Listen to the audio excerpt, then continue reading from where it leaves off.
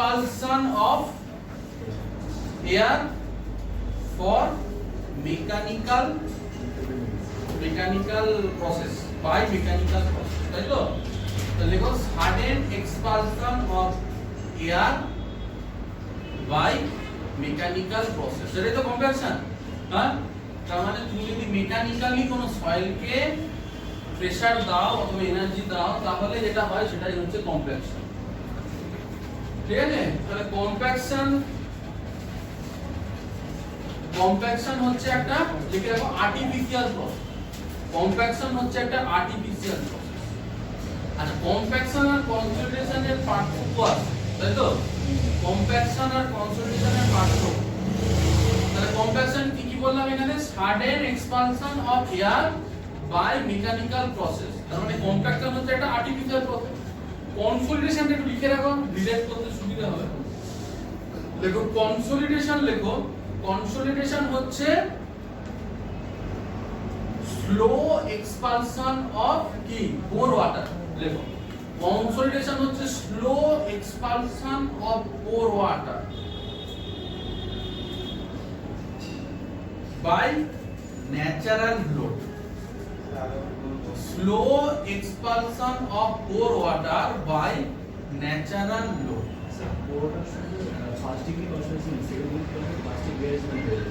আমি একদম basic rearrangement আমি যাচ্ছি না, আমি জাস্ট বেসিক্যাল কনসলিডেশন পড়াই, আমি জাস্ট বলছি। তো যদি বেসিক তোমাকে কোশ্চেনটা দেয় ফার্স্ট ডিগ্রি সেকেন্ড ডিগ্রি বাদ দিতে, তো বেসিক ব্যাপারটা হচ্ছে ওটা তাহলে কম্প্যাকশন হচ্ছে হাওয়া বেরোয়, এটা হচ্ছে পোর ওয়াটার বেরোয়, ওটা হচ্ছে আর্টিফিশিয়াল, এটা হচ্ছে ন্যাচারাল। এই হচ্ছে বেসিক ব্যাপার।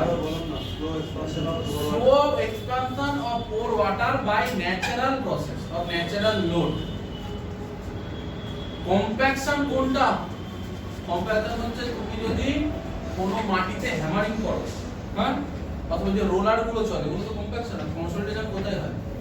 বিল্ডিং এর নিচে, ফাউন্ডেশনের নিচে অনেক দিন ধরে চাপ পড়ে পড়ে, বিল্ডিং এর চাপ পড়ে পড়ে বিল্ডিংটা একটু সেটেল করে, ওটা হচ্ছে কনসলিডেশন। আচ্ছা, এবার একটা কোশ্চেন আছে, কি কি ডিক্রিজ করে বলো? কম্প্যাকশনে কি কি ডিক্রিজ করে বলো? কি কি ডিক্রিজ করে কম্প্যাকশনে? ভয়েড রেশিও ডিক্রিজ করে। আচ্ছা, ভয়েড রেশিও ডিক্রিজ করলে পোরোসিটিও ডিক্রিজ করবে। আচ্ছা, পোরোসিটি ডিক্রিজ করলে পারমিয়াবিলিটিও ডিক্রিজ করবে, তাই তো? পোরোসিটি ডিক্রিজ করলে, আচ্ছা বলো তো, কম্প্রেসিবিলিটি বাড়বে না কমবে? কম্প্রেসিবিলিটি মানে কি? কম্প্রেসিবিলিটি মানে কি? তুমি যদি কোনটাকে কাউকে কম্প্রেস করে দাও, তার কম্প্রেসিবিলিটি কমে যাবে। আরো তুমি যা কম্প্রেস করা করে দিয়েছো, তারপরে ফার্দার কম্প্রেশন করা কঠিন হয়ে যাচ্ছে, তাই তো? তার মানে কম্প্রেসিবিলিটি কম্প্যাকশনে কিন্তু কমে, তার মানে এগুলো কমে।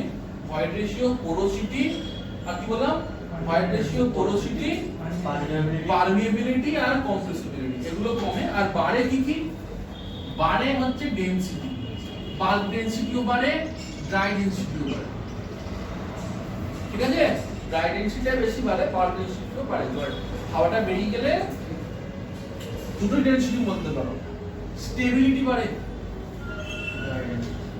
স্টেবিলিটি বাড়ে, শিয়ার স্ট্রেংথ বাড়ে, আর কি বাড়ে বলো? আর শিয়ার স্ট্রেংথ বাড়া মানে কি? বিয়ারিং ক্যাপাসিটি বাড়া। যত বেশি শিয়ার স্ট্রেংথ তাই তো বিয়ারিং ক্যাপাসিটি, নাকি? শিয়ার স্ট্রেংথ মানে তো বিয়ারিং ক্যাপাসিটি, তাহলে শিয়ার স্ট্রেংথ বাড়া মানে বিয়ারিং ক্যাপাসিটি বাড়া।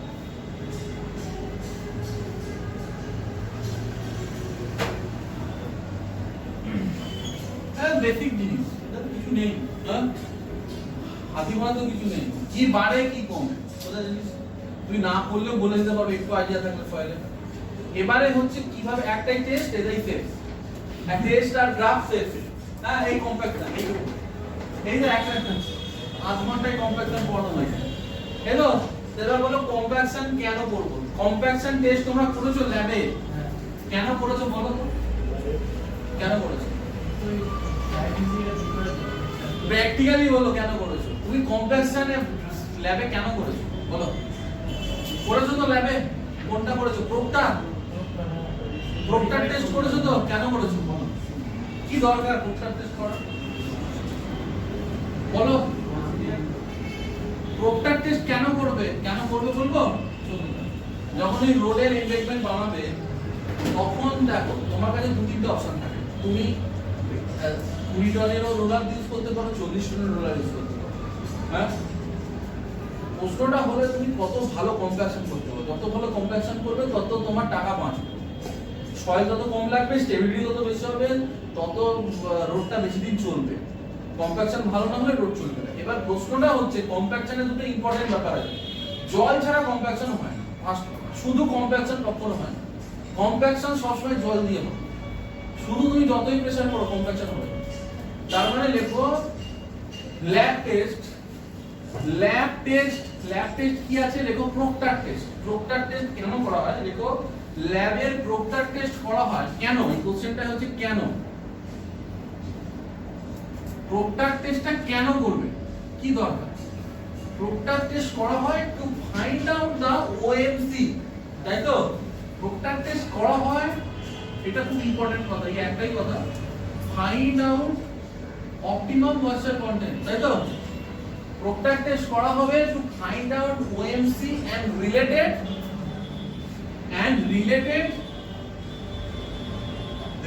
কি গামা-ডি, হ্যাঁ রিলেটেড গামা-ডি ম্যাক্স, তাই তো।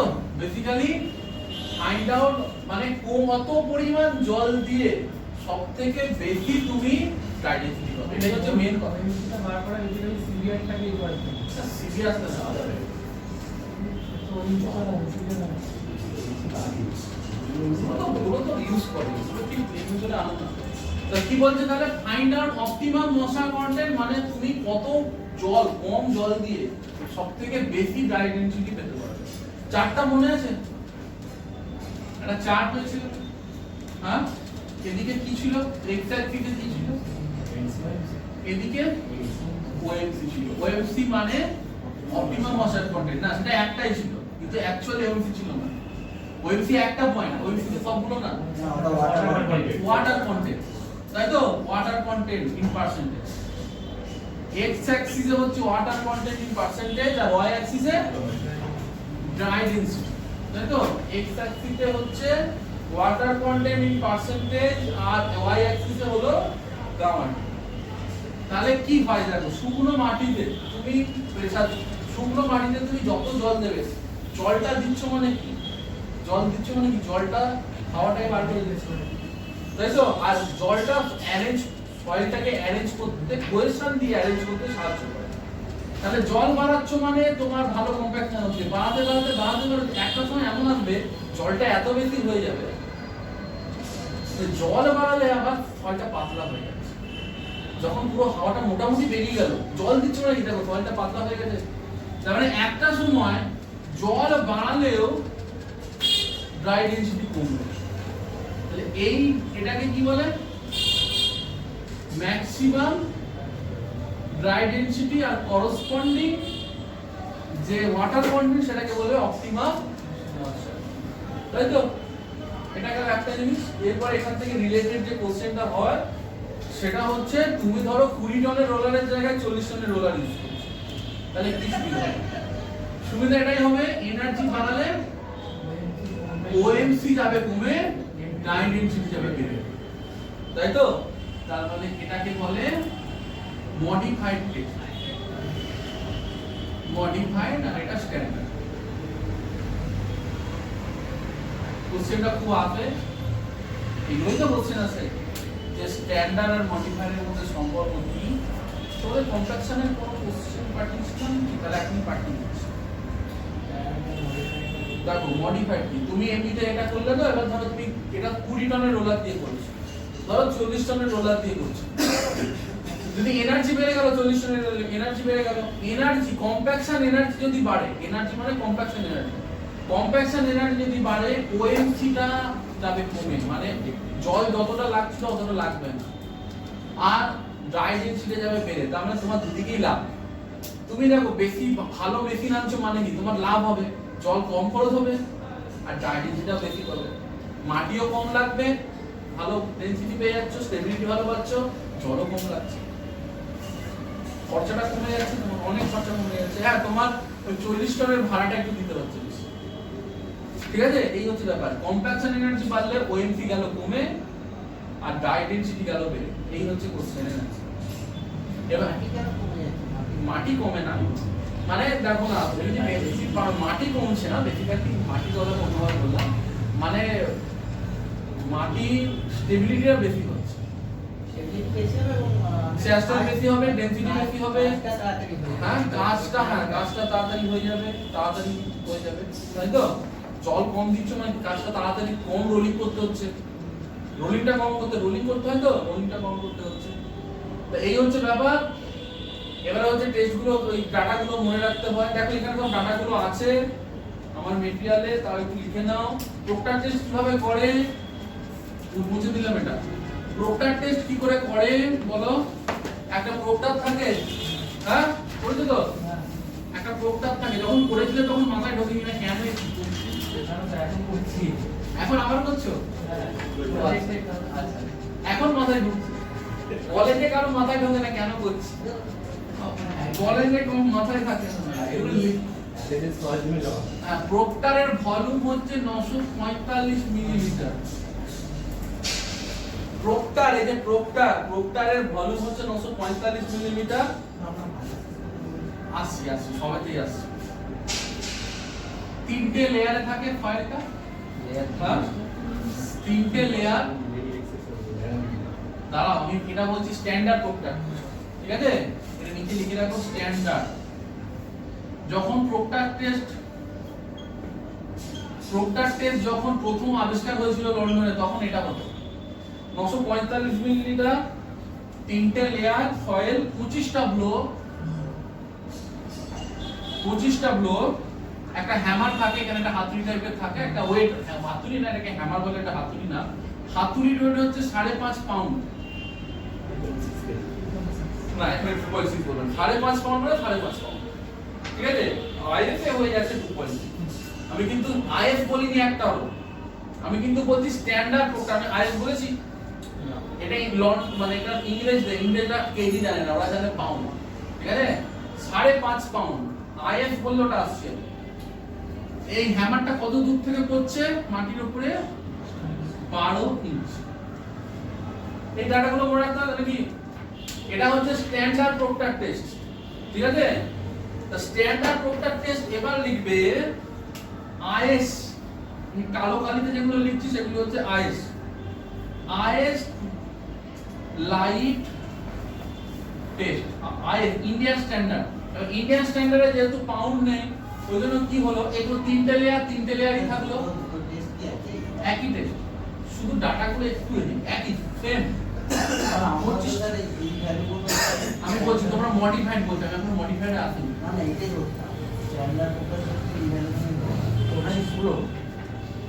দেখো ল্যাবে একটা ধরা জিনিস আর কম্পিটিটিভে কোশ্চেনের অ্যানসার করা একটা জিনিস, ঠিক আছে? অনেক সূক্ষ্ম তফাৎ থাকে।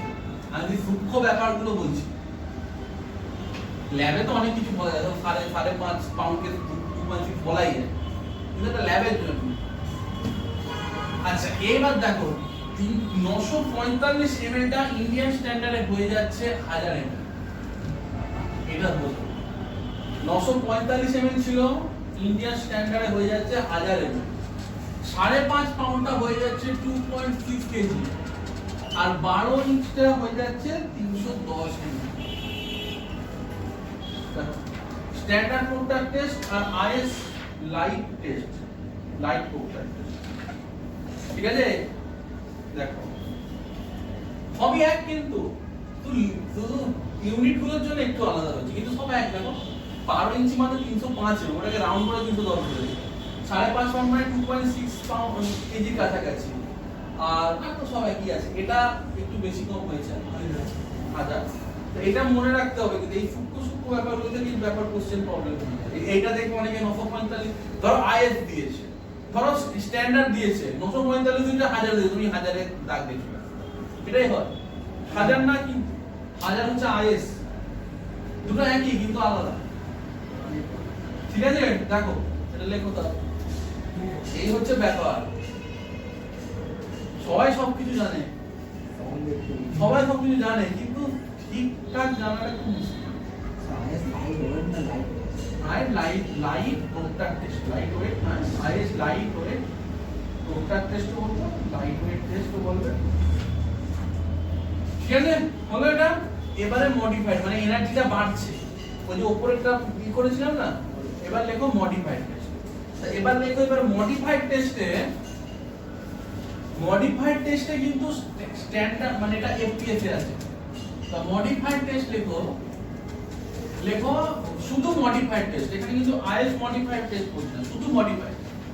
হ্যাঁ, শুধু মডিফাইড টেস্ট। এটা যেটা স্ট্যান্ডার্ড প্রোক্টার টেস্ট ছিল, এটা বলছি মানে স্ট্যান্ডার্ড এর মডিফাইড। তাহলে লেখো modified test,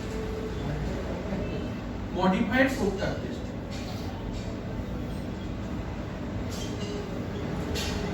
modified Proctor test, ঠিক আছে?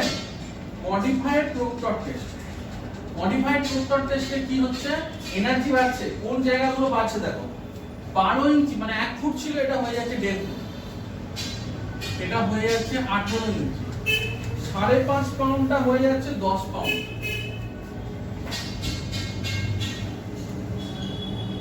5.5 পাউন্ডটা হয়ে যাচ্ছে 10 পাউন্ড, ঠিক আছে? 5.5 পাউন্ডটা হয়ে যাচ্ছে 10 পাউন্ড। 945 ml হয়ে যাচ্ছে 975 ml, 945 ml হয়ে যাচ্ছে 975 ml। তিনটে লেয়ার, এটা কিন্তু তুমি বলে তিনটে লেয়ার আর থাকছে না, 5টা লেয়ার হয়ে যাচ্ছে। তিনটে লেয়ারের বদলে 5টা লেয়ার হয়ে যাচ্ছে। 25টা ব্রো থাকছে, তাহলে ব্রো কিন্তু 5 × 25 হয়ে গেল। দেখো এটা হচ্ছে মডিফাইড, আমি কিন্তু আইএস বলিনি। এবার ফোর্থ যেটা হচ্ছে দেখো আইএস মডিফাইড, অথবা এটাকে বলে আইএস হেভি টেস্ট। তাহলে 25টা ব্রোতে কখনো চেঞ্জ হবে না, 25টা ব্রো থাকবে, 5টা লেয়ার থাকবে। আইএস হেভি টেস্ট অথবা আইএস মডিফাইড টেস্ট। আইএস কথাটা এলে কিন্তু চেঞ্জ হয়ে যাচ্ছে। 18 ইঞ্চ মানে কত, 450 mm, আর 10 পাউন্ড মানে 4.9 কেজি, আর 975টা হয়ে যাচ্ছে 1000। 1000টা কিন্তু মিল আছে দুটো, আয়ের দুটোতেই 1000, আয়ের দুটোতেই 1000। তো দেখো এখান থেকে কিন্তু কোশ্চেন আসবে, এখান থেকে খুব কোশ্চেন আসবে। এগুলো একদম এগুলো 4টে ডাটা আলাদা, আমার দেখবে নোটে পুরো লেখা আছে 4টে আলাদা আলাদা ডাটা, 4টে আলাদা আলাদা, 4টে টেস্ট। তো তার মানে 4টে টেস্টে 4 রকম ডাটা হবে, অনেক ডাটা হয়ে গেল, ঠিক আছে? 4টে টেস্টে 4 রকম ডাটা হয়ে গেল। তা এই হচ্ছে ব্যাপার প্রোক্টার টেস্ট। প্রোক্টার টেস্ট করে যেটা পাবে সেই ওএমসি পাবে আর ম্যাক্সিমাম ডাটা। এরপরে আসছে এয়ার হোয়াইট লাইন ডাটা, তাই তো? এয়ার হোয়াইট লাইনের পরে জিরো এয়ার হোয়াইট, আগে জানতে হবে এয়ার হোয়াইট লাইন, তারপরে জিরো এয়ার হোয়াইট লাইন। না মুছে দিলাম, লেখা হয়েছে। আচ্ছা, এখানে একটা তোমরা ফর্মুলা তোমাদের পড়িয়েছিলাম, ফার্স্ট চ্যাপ্টার যখন পড়িয়েছিলাম তখন তোমাদের একটা ফর্মুলা পড়িয়েছিলাম, পার্সেন্টেজ এয়ার ভয়েড, বলে এটাকে কি নোমেনক্লেচার আছে percentage air void, NA, percentage NA. এটা একটা ইম্পর্টেন্ট ফর্মুলা বলেছিলাম কম্প্যাকশন লাগে।